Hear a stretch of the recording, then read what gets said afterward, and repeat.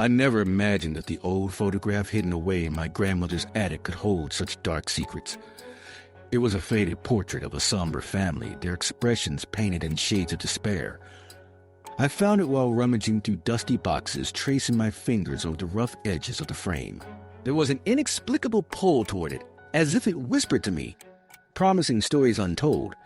Curiosity ignited, and I brought it home, eager to learn about the family that once gazed back from within the glass. What I discovered was far from a tale of nostalgia. It was a descent into dread. Days passed, and I began to notice strange occurrences when I was alone.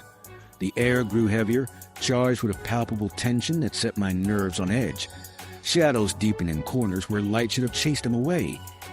I brushed it off as imagination until I heard the soft, anguished whispers emanating from the photograph, a cacophony of sorrow that seemed to cry out in the dead of night.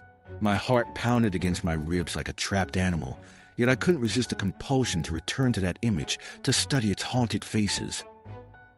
The family wore tattered clothing, their eyes dull with grief.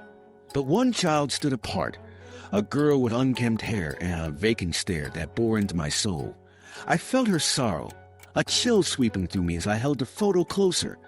When I finally fell asleep that night, I dreamed of her, standing in the middle of a foggy field, surrounded by whispers that clawed at my sanity.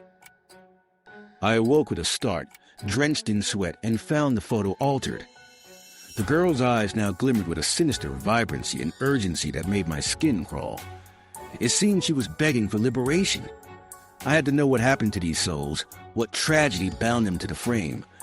But as I dug deep into their history, the line between past and present began to blur. Every detail I uncovered led me closer to a terrifying truth. This family had been cursed, their fates forever intertwined with the photograph, eternally trapped and desperate for release.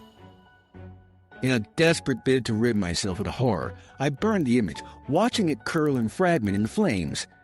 But as the last remnants turned to ash, I felt a powerful presence loom near, whispering my name, reminding me that some stories don't end, they just wait, hiding in the shadows, patient until we are foolish enough to invite them back into our lives.